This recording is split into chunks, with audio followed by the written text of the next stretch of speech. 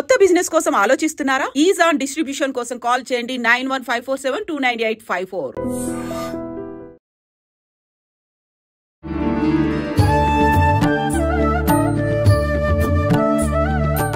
నమస్కారం, welcome to I dream. ధర్మ మార్గం విత్ విజిత కార్యక్రమానికి స్వాగతం. ప్రస్తుతం మనతో పాటు ఉన్నారు ఆధ్యాత్మిక గురువులు, ప్రణవ పీఠాధిపతులు, త్రిభాషా మహా సహస్ర అవధాని డాక్టర్ శ్రీ వద్దిపర్తి పద్మాకర్ గారు. ఇప్పుడు గురుగారితో మాట్లాడి మరిన్ని విషయాలు తెలుసుకుందాం. మనకున్న సందేహాలన్నింటినీ కూడా నివృత్తి చేసుకునే ప్రయత్నం చేద్దాం. నమస్కారం గురుగారు. గురుగారు, ఈ మధ్య కాలంలో ఎక్కువగా ఆడవాళ్ళు లలితా సహస్రనామ పారాయణం అనేది చేస్తూ ఉన్నారు. అంటే అది ఆలయంలో కూర్చొని చేసినా సరే, ఇళ్లలో అయినా సరే, ఒక నలుగురు అంతా ఒక దగ్గర కూర్చొని పారాయణం అనేది చేయడం ఎక్కువగా చూస్తూ ఉన్నాం. అయితే ముందు నుంచి లలితా సహస్రనామ పారాయణము ఇదంతా కూడా వైశిష్ట్యం ఉన్నప్పటికీ ఏదైనా ఒకరు మొదలు పెట్టారు అంటే దాని గురించి ఇంకెక్కువగా ఇప్పుడే కొత్తగా ఏదో ఉంది అనేటట్టుగా మాట్లాడుకుంటారు. అసలు ఏంటండి లలితా సహస్రనామ పారాయణం చేయవల్ల కలిగే ఫలితాలు ఏంటి? సృష్టౌ యా సర్గరూప జగదవన విధౌ పాలినీ యా చ రౌద్రీ సంహారే చాపి యస్యా జగదిదమఖిలం క్రీడనం యా పరాఖ్య పశ్యంతి మధ్యమాథో తదను భగవతీ వైఖరీ వర్ణరూప సాస్మద్వాచం ప్రసన్నా విధి హరిగిరిశారాధితాలంకరోతు. త్రిమూర్తుల చేత కూడా ఆరాధింపబడి అమ్మవారికి నమస్కారం చేసుకుందాం. నిజానికి అమ్మవారి ఉపాసన ఇవాళది ఎప్పటిదీ కాదు, ఎన్నో యుగములుగా వస్తూనే ఉన్నది. పార్వతీమాతని ఎంతో భక్తి శ్రద్ధలతో ఆరాధించినట్టుగా శ్రీరామచంద్రుడు పురాణాల్లో ఉంది. రామాయణంలో కూడా విశ్వామిత్రుడితోటి ప్రయాణం చేస్తున్న రామలక్ష్మణులు దారిలో కుమారస్వామి కథ, గంగావతరణ కథ, పార్వతీ పరమేశ్వరుల కథ ఇవన్నీ శ్రద్ధగా విన్నారా లేదా? అప్పుడు కూడా రామచంద్రుడు పార్వతీదేవిని ఎంతో భక్తితో మనస్సులో ఉపాసించిన వాడే. కాకపోతే ఈ కలియుగంలో ఉన్న మానవుల లక్ష్యం ఏంటంటే, కొత్తగా ఒకళ్ళు పారాయణ చేస్తే అదే పారాయణ చేయటం వల్ల ఇదేదో కొత్తగా వచ్చింది అన్నట్టుగా దాన్ని ప్రచారం చేస్తున్నారు. కానీ దానికి ఈ సమస్తోప కార్యక్రమాలు కూడా, ఈ ఉపాసనా కార్యక్రమాలన్నీ కూడా ఎప్పుడూ యుగయుగాలుగా ఉన్నాయి. ఇప్పుడు నేను చదివిన శ్లోకం దేవీ భాగవతంలో ఆది మంత్ర శ్లోకం కాబట్టి దేవీ భాగవతం వేదవ్యాసుని చేత రచింపబడింది. దేవీ భాగవతం భాగవతం రెండూ కలిస్తేనే భాగవతం. అది పాండిత్యం ఉన్న వాళ్ళకి తెలుస్తుంది, సంస్కృతం మీద పట్టున్న వాళ్ళకి తెలుస్తుంది.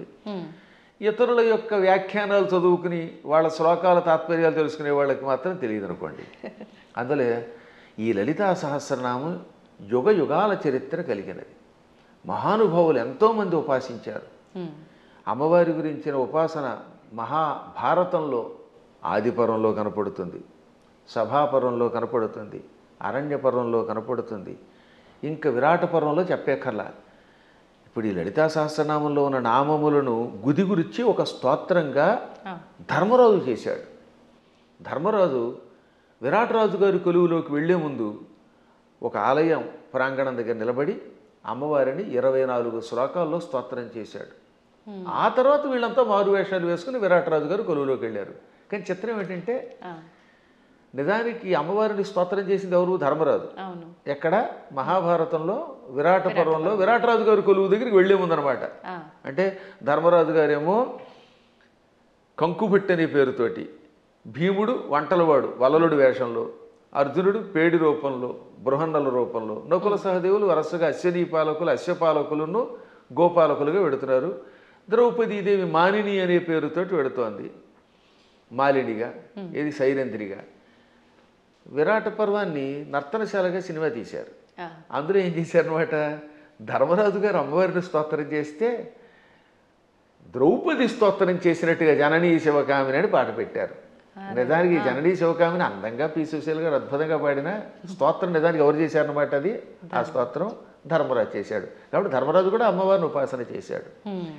ఇక ఆ తరువాత మరికొద్దిసేపట్లో భగవద్గీత ప్రారంభం అవుతుందనగా అర్జునుడు అమ్మవారిని 14 శ్లోకాల్లో స్తోత్రం చేశాడు. నమస్తే సిద్ధశానాని ఆర్యే మందర వాసిని కుమారి కాళి కాపాలి కపిలే కృష్ణ పింగళే భద్రకాళి నమస్తుభ్యం మహాకాళి నమోస్తుతే చండి చండే నమస్తుభ్యం తారిణి వరవర్ణిని అంటూ 14 శ్లోకములతో అమ్మవారిని స్తోత్రం చేశాడు.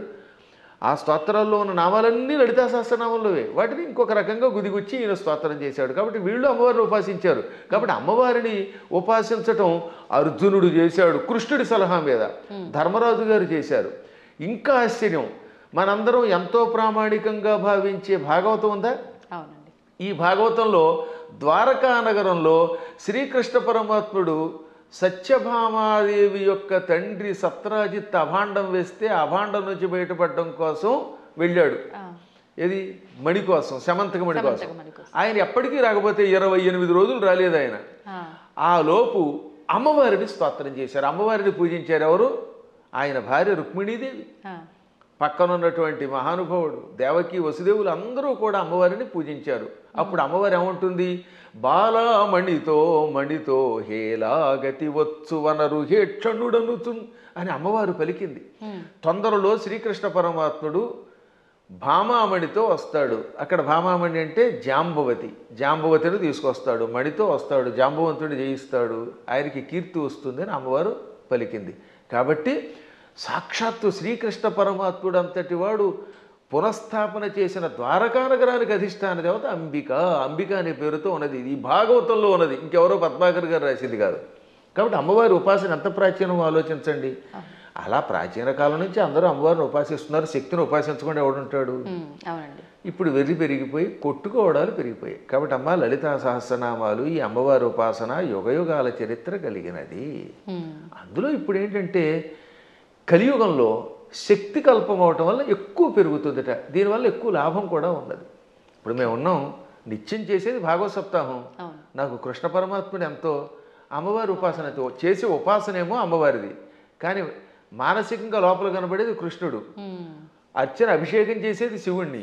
కాబట్టి శివుడైనా కృష్ణుడైనా అమ్మైనా ఉన్నది ఒకే చైతన్య స్వరూపం. ఆ జ్ఞానం కలిగిన వాడి స్థాయి వేరు. జ్ఞానం లేనప్పుడు రూపాలతో మాత్రమే కొట్టుకునే అజ్ఞానుల స్థాయి వేరు. అందుకే లలితా సహస్రనామం వీటికి అతీతమైన చైతన్య స్వరూపం అది. గురుగారు, ఇప్పుడు మీరు అన్నారు అమ్మవారైనా కృష్ణుడైనా శివుడైనా అంతా ఒకటే శక్తి స్వరూపము, మూర్ఖులు అని చెప్పి. ఈ మధ్య కాలంలోనే నాకు జరిగిన ఒక ఎక్స్పీరియన్స్, నేను ఎక్కువగా శివుణ్ణి ఆరాధిస్తూ ఉంటా. ఎందుకు అనవసరంగా నువ్వు శివుణ్ణి ఆరాధిస్తున్నావు, అమ్మవారిని పట్టుకో, శివుణ్ణి ఆరాధిస్తే ఏం ఫలితం లేదు, వాడు పిచ్చోడు ఇంకా ఎక్కువ ఇబ్బందులు పెడతాడు అని చెప్పి అన్నారు. దానికి నేను ఏం సమాధానం చెప్పాలంటారు? నేను ఎలా నిర్ణయం తీసుకోవాలంటారు? అవతల మూర్ఖులైతే వాళ్ళకి ఏం సమాధానం చెప్పద్దు, మన పని మనం చేసేద్దాం. కొంచెం జ్ఞాని అయితే అజ్ఞానంతో కాకుండా కొంత జ్ఞానం కలిగితే వాడికి సమాధానం చెప్పచ్చు. అందుకే భర్తృహరి సుభాషిత చాలా గొప్పవి. అజ్ఞ సుఖమారాధ్య. అజ్ఞ అంటే ఏమీ తెలియని వాడు ఉన్నాడు, వాడు మూర్ఖుడు కాదు, ఏమీ తెలియని వాడు. ఏమీ తెలియని వాడికి బాగు చేయొచ్చట. అజ్ఞ అంటే ఏమీ తెలియని వాడు, సుఖం ఆరాధ్య బాగా చెప్పడానికి అర్హుడు. ఏమీ తెలియని వాడు కూర్చోబెట్టి చెప్పచ్చు. అంతే. సుఖతరం ఆరాధ్యతే విశేషజ్ఞ. బాగా చదువుకున్న పండితుడికి చెప్పచ్చు, ఏమీ తెలియని వాడికి చెప్పచ్చు, బాగా తెలిసిన వాడికి చెప్పచ్చు. జ్ఞానలవ దుర్విదగ్ధం బ్రహ్మాపి నరన్నరంజయతి. జ్ఞానలవ దుర్విదగ్ధుడు అంటే అర్థం ఏంటనమాట? తెలుసున్నది ఎంత, లవము అంటే కొంచెం, కొంచెం తెలుసు కానీ అన్నీ తెలుసని వాడికి అహంకారం. ఈ మధ్యన అలాంటి వాళ్ళు ఎక్కువైపోయారంట యూట్యూబ్లో. వాడికి ఏం తెలియదు, నాకు తెలుసని అహంకారం. అలాంటి మూర్ఖుణ్ణి బ్రహ్మాపి నరన్నరంజయతి. అటువంటి నరుణ్ణి బ్రహ్మ కూడా బాగు చేయలేట. వాడికి ఏం చెప్పలేడు, బ్రహ్మ వచ్చి చెప్పినా వెండవాడు. అందుకే కొంతమంది మూర్ఖులు చూసారా, నేను దేవుడు చెప్పినా చేయను, దేవుడు వచ్చి దిగొచ్చినా విన్న అంటాడు. వీడి మొహానికి దేవుడు దిగి వస్తాడా? ఏ దేవుడే కదా, దెయ్యం కూడా దిగిరాదు. అంచేత అటువంటి వాళ్ళకి మనం చెప్పక్కర్లేదు, మన పని మనం చేయాలి. కానీ ఒక గొప్ప అద్భుతమైన శ్లోకం ఆది శంకరాచార్యుల వారు మనలాంటి వాళ్ళ కోసమని దేవి అపరాధ క్షమాపణ స్తోత్రంలో రాశారు. ఆ స్తోత్రం పేరేంటి? దేవి అపరాధ క్షమార్పణ స్తోత్రం. అమ్మా నన్ను క్షమించు అని చిట్ట చివరి చెప్పే స్తోత్రం. అద్భుతమైన స్తోత్రం అది. కొంతమంది వాళ్ళు అది కూడా ఆయన రాయలేదని పిచ్చివాదం చేసేవాళ్ళు ఉంటారు, వాళ్ళని మనం పక్కన పెట్టేద్దాం. కానీ చితాభస్మాలేపో గరళమశనం దిక్పటధర జటాధారి కంఠే భుజగపతిహారీ పశుపతి కపాలీ భూతేశో భజతి జగదీశైక పదవీం భవాని త్వత్పాణిగ్రహణ పరిపాటీ ఫలమిదం. భవాని అంటే ఓ పార్వతి, నీ భర్త శివుడి దగ్గర ఏముందమ్మో గొప్పతనం, ఇది ఎంత గొప్పగా ఉంటుంది. ఈ స్తోత్రం చివరిదాకా వినాలి జాగ్రత్తగా. ఆయన చితాభస్మాలేప, ఎవడో శవాన్ని తీసుకెళ్ళి శ్మశానంలో కాల్చారు. ఆ కాల్చగా వచ్చిన బూడిని ఏమంటారు? చితాభస్మము. చితి మీద నుంచి వచ్చినటువంటి భస్మం. ఆ భస్మాన్ని ఆలేప, ఒంటికి పూసుకుంటున్నవాడు. మనం గంధం పూసుకుంటాం అంటే మా బొట్టి వాళ్ళం పూర్వం గంధం అరగ తీసుకు పూసుకునేవాళ్ళం. మీ బొట్టి వాళ్ళు ఈ మధ్యన పెర్ఫ్యూమ్స్ వచ్చాయి కదా, కిష్కం కిష్కం అనేది ఏదో కొట్టుకుంటాడు, మళ్ళీ అందులోంచి గాలి వస్తుంది, అందులోంచి వచ్చేది గాలేగా పొగేగా అని మళ్ళీ అడ్వర్టైజ్మెంట్లు. సరే ఏది ఏమైనా మొత్తం మీద సుగంధ ద్రవ్యాలు పూసుకుంటారు. ఆయన మాత్రం ఒంటికి ఏం చేస్తాడు? కాష్టంలో బూడిద పూసుకుంటాడు. పోని ఆహారం ఇడ్లీలో చపాతీలో బూరిలో గారెలో దధ్వజనో తిండు, గరళ వశనం, విషమే ఆహారంగా స్వీకరించాడు. ఇంకా మంచి బట్టలు కట్టుకుంటున్నాడా? కనీసం పద్మాకర్ గారైనా అంతో ఎంతో మంచి లాల్చీ వేశారు. కానీ ఆయన దిక్కులే వస్త్రం. దిక్కు అంటే తూర్పు మొదలుకు అన్ని దిక్కులు. పటము అంటే వస్త్రం. దిక్పటధర అంటే దిక్కులను వస్త్రముగా ధరించేవాడు. అదే దిగంబరుడు అంటే. దిక్కు అంబరహ దిగంబరహ. అంబరం అంటే వస్త్రం. దిక్కులు వస్త్రంగా ధరించేటంటే అర్థం ఏమిటమ్మా? ఇప్పుడు ఉదాహరణకి ఈ గదే పద్మాకర్ గారికి బట్ట అంటే ఇంక వేరే వస్త్రం వేసుకోలేదు. అది దిక్కులు వస్త్రంగా ధరించేటంటే ఏ బట్టలు లేకుండా ఉన్నాడు. అక్కడికి అది అయిపోయింది.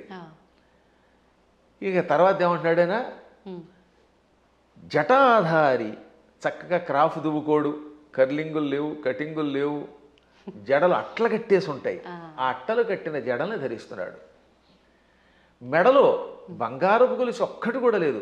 భుజగపతిహారి, బుస్సుమని మీదకు వచ్చే కాటురాజు గారిని మెడలో వేసుకున్నాడు ఆయన. పావుని గొలుసుగా వేసుకున్నాడు. పశుపతి, ఇంకా ఆయన ఎవరికి అధిపతి? పశువులకు అధిపతి.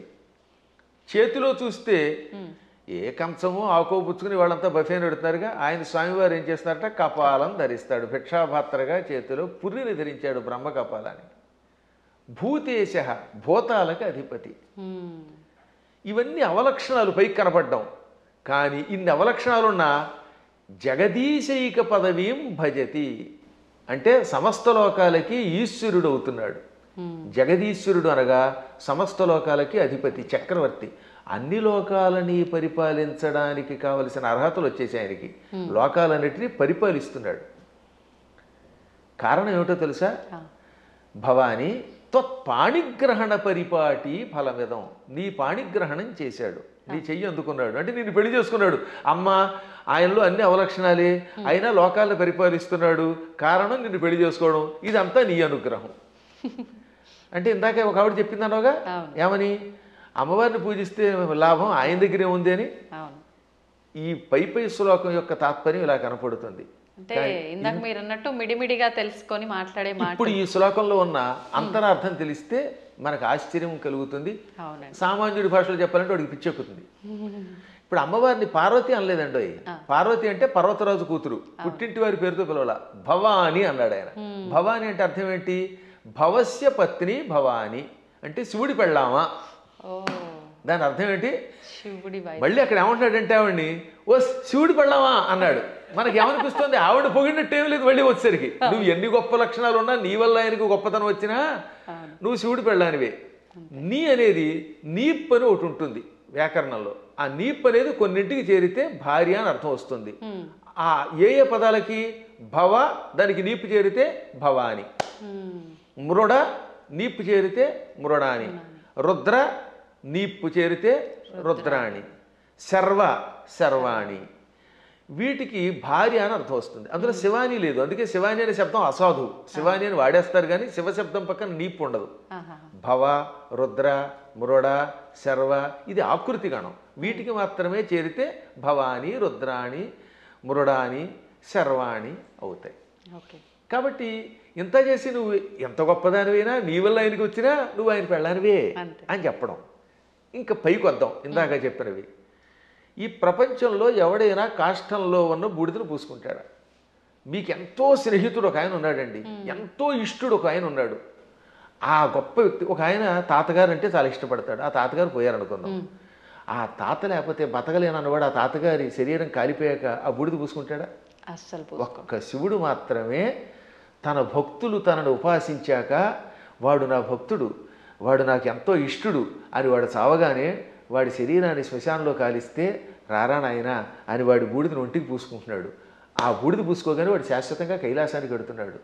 అంటే ఆ భక్తుడి మీద ఆయనకి ఎంత ఇష్టం. ఈ ప్రపంచంలో ఇంత ప్రేమగా చూసే దేవుడు ఇంకెవడన్నా ఉన్నాడా? ఒకసారి ఆలోచించండి. భక్తుడి యొక్క కాష్టంలో బూడిదని ఒంటి మీద గంధంలా పూసుకునే ఏకైక కరుణామూర్తి శివుడే. ఆయనకి మాత్రమే శక్తి ఉంది, ఇంకెవడో పూసుకోలేడు. పూసుకుంటే చస్తాడు, బ్యాక్టీరియా వచ్చి చచ్చిపోతాడు ముందు. రెండవది గరళమశనం. పాలసముద్రం చిలికారు.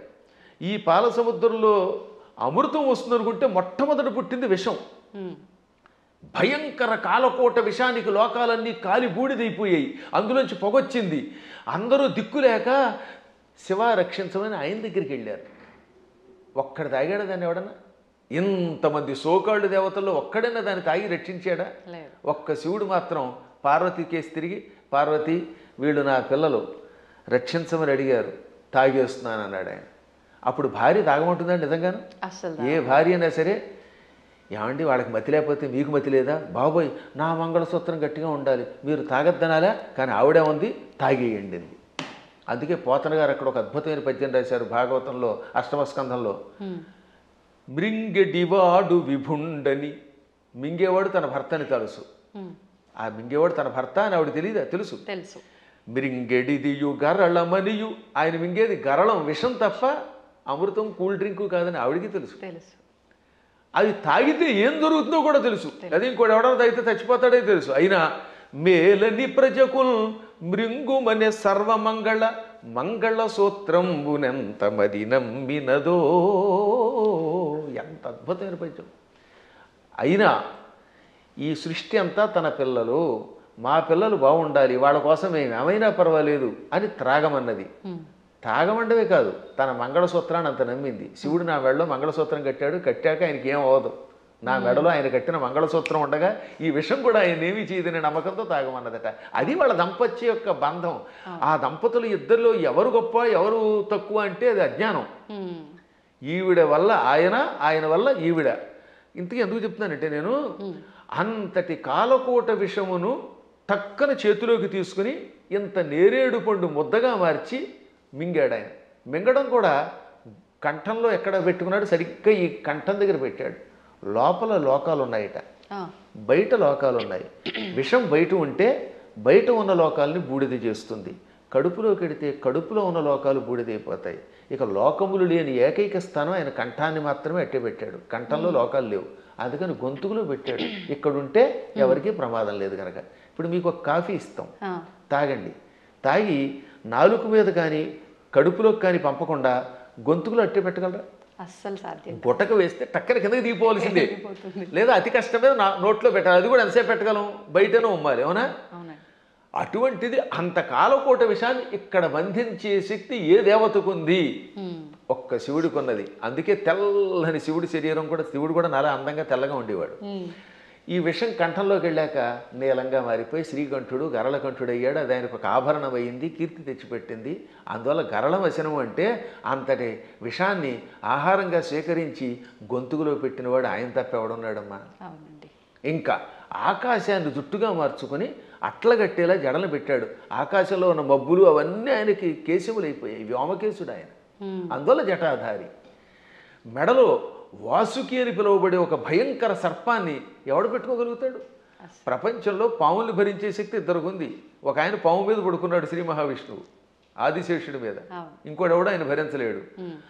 ఆ వాసుకినేమో మెడలో ఈయన గొలుసులో వేసుకున్నాడు. అలా విషసర్పమును కూడా ఆభరణంగా ధరించావు. పశుపతి అంటే మనందరం పశువులం. జీవులందరినీ ఏమంటారు? పశువులు. ఇంగ్లీష్లో కూడా man is a social animal అంటారు, గుర్తుపెట్టుకోండి. సంస్కృతంలో కూడా అంతే. పశువులు జంతువునాం నరజన్మ దుర్లభం. ఈ జంతువులలో మానవ జన్మే దుర్లభము. కాబట్టి ఏ లాంగ్వేజ్లో అయినా సరే పశు శబ్దమునకు ప్రాణులు అని అర్థం.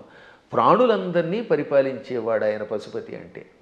ఇంకా కపాలి, బ్రహ్మ కపాలాన్ని చేత్తో పట్టుకుని బ్రహ్మ యొక్క అహంకారాన్ని నడిచి యావజ్జీవితం చేతిలో పెట్టుకుని అందులో భోజనం పెట్టేవాడు ఎవడు అంటే కపాలి. అంటే ఇన్ని సంపదలున్నా అష్టసిద్ధులున్నా పార్వతి భార్య అయినా భిక్షాపాత్రని చేత ధరించి ఎవడైనా చివరికి భిక్షుకుడే. ఈ ప్రపంచంలో నేను భిక్షుకుడే, నువ్వు భిక్షుకుడివే, ఒకళ్ళనొకళ్ళు యాచించుకోవాలి అని చెబుతున్న మహానుభావుడైన ఒక్కడే. ఓకే. ఇంకా భూతేశ, భూతములు అంటే మీరు అనుకున్నట్టుగా హైహాన్ మీదకి వచ్చే భూతాలు కాదు, పంచభూతాలు. ఈ పృథివ్యాపస్తేజో వాయురాకాశములు, భూమి, అగ్ని, జలము, వాయువు, ఆకాశం అనే పంచభూతములు, ఇక ప్రాణులు, వీళ్ళందరికీ అధిపతి.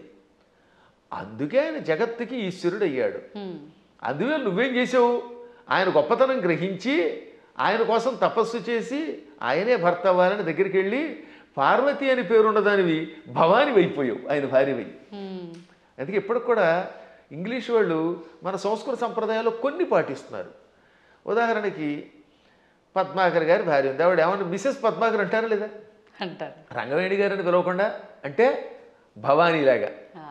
పార్వతి కాస్త ఆయన భార్య అయ్యాక మిసెస్ శివ అయ్యింది, ఆ మాట భవానీ అన్నాం అంతే టెక్నిక్గా.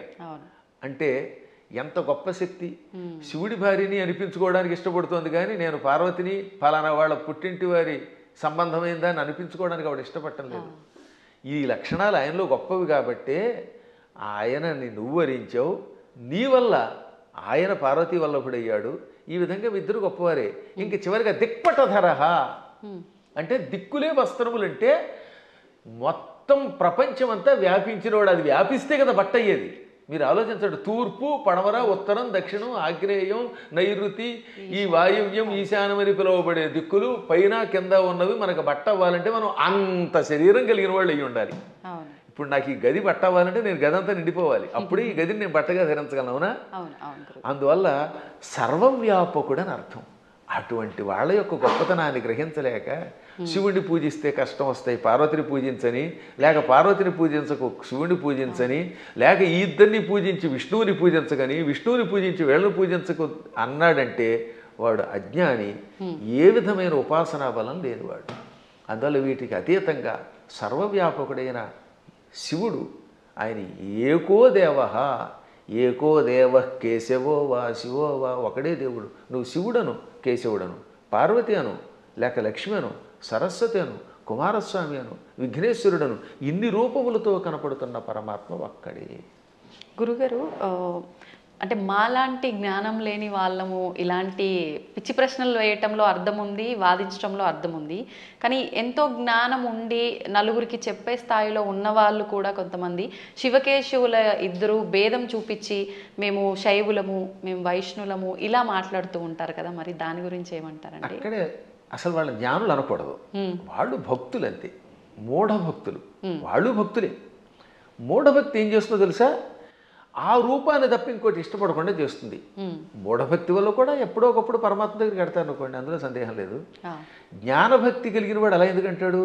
జ్ఞానంతో ఉన్నవాడు వాడు ఏ రూపం చూస్తే ఆ రూపంలోనే ఇంకోటి వస్తాడు. మహానుభావులైన ఋషుల్ని నేను చూశాను కదా, వశిష్ఠుడు ఉన్నాడు, రాముడిలో శివుని చూడగలిగాడు, శివుడిలో రాముడిని చూడగలిగాడు. కైలాసాల్లో వైకుంఠం చూడగలిగాడు, వైకుంఠంలో కైలాసాన్ని చూడగలిగాడు. అమ్మవారి దగ్గరికి వెళ్ళారు. దుర్వాసుడు అన్ని లోకాలకి వెళ్ళాడు, విశ్వామిత్రుడు అలా అన్నీ చూడగలిగాడు. వాళ్ళు జ్ఞానులు. ఇంకా మూఢభక్తులు అంటే ఏమిటనమాట? నేను ఆ రూపమును తప్ప ఇంక దేన్ని చూడండి అంటాడు ఆయన. ఆ ఆశ్చర్యం ఏమిటంటే తులసీదాసు గారు తన ఆత్మచరిత్ర రాసుకున్నాడు. ఆయన బృందావనం వచ్చాడు, అక్కడ కృష్ణుడు కనపడగానే కళ్ళు మూసుకున్నట్ట. ఏమి నాయనా నన్ను చూడగానే కళ్ళు మూసుకున్నావు, నన్ను ఎందుకు చూడటం లేదంటే నేను రామభక్తుడిని, రాముడి తప్పేవాడిని చూడన్నాడు. అప్పుడు ఆ కృష్ణుడు ఏమన్నాడు? రాముడైనా కృష్ణుడైనా నేనే కదా, నువ్వు భాగవతం చదివిన వాడివి, నేను ఎన్నో అవతారాలు ఎత్తానని నీకు తెలుసు కదా అంటే అన్నీ నాకు అనవసరం, నువ్వే అన్ని రూపాలు, నువ్వే మత్స్యకూర్మాది సమస్త అవతారాలు ధరించావు, అయినా నేను రాముడి తప్ప చూడను, నాకు ఆ కోదండం పుచ్చుకుని ఏకపత్నిరతుడిగా ఉన్న రాముడే కావాలి, కృష్ణుడు వద్దన్నాడు. అప్పుడు ఆయన నవ్వి రాముడిగా, ఇది కృష్ణ విగ్రహంలో ఉన్న స్వామివారు రాముడిగా దర్శనమిచ్చాక అప్పుడు నమస్కరించాడు. అప్పుడు ఆయన కనువిప్పు కలగజేసి, పిచ్చివాడా, పువ్వులు వేరైనా ఏ పువ్వుతో చేసినా పూజ ఒకటే కదా, అంతే అండి. ఎదురుగుండా నువ్వు ఒక విగ్రహం పెట్టుకున్నావు, ఒక్కోసారి గన్నేరు పువ్వులు, ఒక్కోసారి మందార పుష్పాలు, మరోసారి ఏమో సంపంగులు ఇలా దొరుకుతాయి. ఏ పుష్పంతో పూజ చేసినా పూజ ఒకటే, పువ్వులు వేరైనా పూజ ఒకటే. అలాగే మూర్తులు వేరైనా అందులో ఉన్న చైతన్యం ఒకటే. ఈ మాత్రం జ్ఞానం లేకపోతే నీకు ఎప్పటికీ మోక్షం వస్తుందనగా అప్పుడు పశ్చాత్తాపంతో ఆయన రాముడైనా కృష్ణుడైనా ఒకటే అని హిందీలో ఒక స్తోత్రం రాశాడు. దాన్ని తెలుగులోకి అనువాదం చేసి శ్రీకృష్ణాంజనేయ యుద్ధం అని ఒక సినిమా ఉందిరండి. అందులో చాలా అద్భుతంగా రాశారు. ఘంటసాల వారు చాలా బాగా పాడారు. చిట్ట చివరిలో ఆంజనేయుడు జ్ఞానోదయం పొందినట్టుగా ఆ పాట పెట్టారు. పూలు వేరైన పూజ ఒకటని నేటికి తెలిసెను ఓ దేవా, రాముడవైనా కృష్ణుడవైనా ఆదిదేవుడవు నీవేనయ్యా, రాముడవైనా కృష్ణుడవైనా ఆదిదేవుడవు నీవేనయ్యా. హరే రామ హరే కృష్ణ హరే రామ హరే కృష్ణ హరే రామ హరే కృష్ణ. అందుకని మన వాళ్ళు హరే రామ హరే కృష్ణ అన్నారు. పరమాత్మ ఒకటే.